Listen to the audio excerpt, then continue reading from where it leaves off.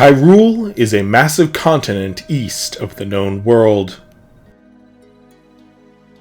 Shaped like a massive horseshoe, spanning from the northern to southern temperate zones and much of the eastern hemisphere in width, it is by far Kaimere's largest continent.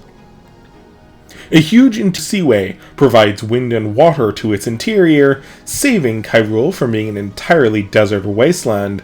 There are still enough deserts and mountains that there's a lot of regional endemism and isolation to be found on what might otherwise expect to find as a uniform continent. An example of this uniqueness and endemism is the Gataru Edenosaurus Rex. So far only found in the hinterland mountains on the westernmost peninsula, reaching toward the Horseshoe Strait, this abelisaurid is large compared to most living members of the clade, though notably smaller than the tikakatik and other large zephonodon species. They are relatives of other mountain ranges, but most of these are under a ton. The Gataru instead reaches 3 tons in their biggest males, though most bulls are 2 tons and cows around 1 to 1.5 tons.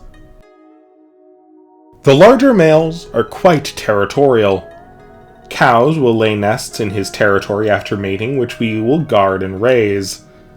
The nest of dominant males will often have numerous contributing mothers.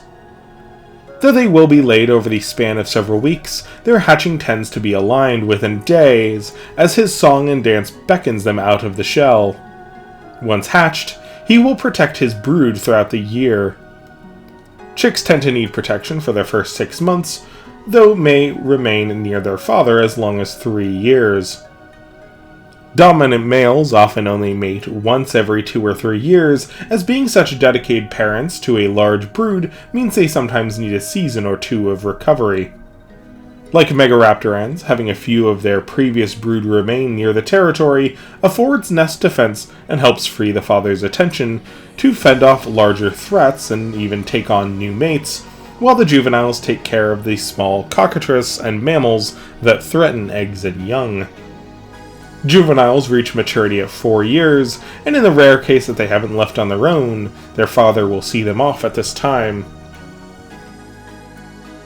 Even so, males are rarely large and dominant enough to be appealing mates until they're around 10 to 15 years old. They can live well into their 60s, though most don't make it much into their 40s.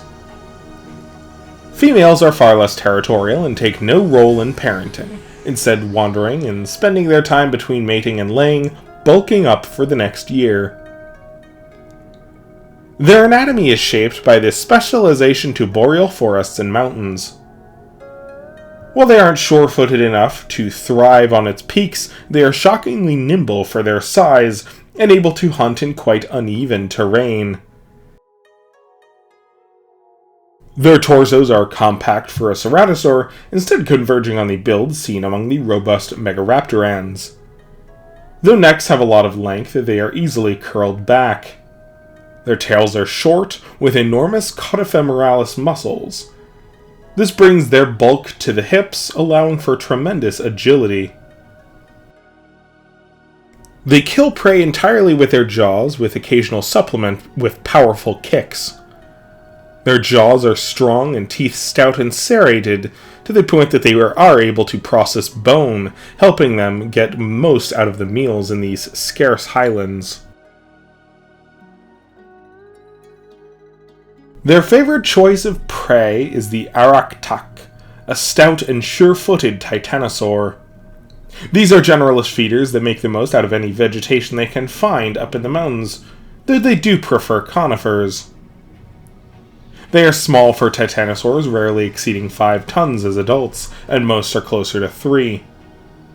The araktak is said by the indigenous peoples to have supernatural climbing abilities, and watching them scale shockingly high slopes at precarious gravel, it's easy to see why. This enables them to reach the size that they do on what little food can sometimes be found in this habitat. As the only prey animal over a ton in the boreal forests and mountains in which the Gataru lives, they are a clear prey preference. However, the Gataru will also hunt pachycephalosaurs, thescelosaurs, ankylosaurs, multituberculates, oreodonts, and other mammals in their environment. There are numerous species of cockatrice, an omnivorous and large macropredatory entelodont, both of which we'll learn more about in next month's Entelodont series. And the Komatu, sharing their niche as predator, though all of these are far too small to dare challenging an adult Gataru.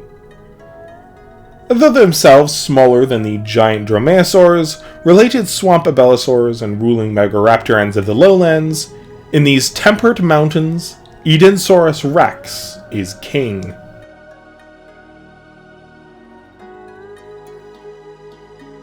Cheers to Ben, sponsor of this episode. The Gataru's scientific name honors Eden, Ben's daughter. Eden was called E-Rex by her grandfather for her hunger and tenacity. Eden passed at only 4 months old. Her twin sister Olive remains in good health.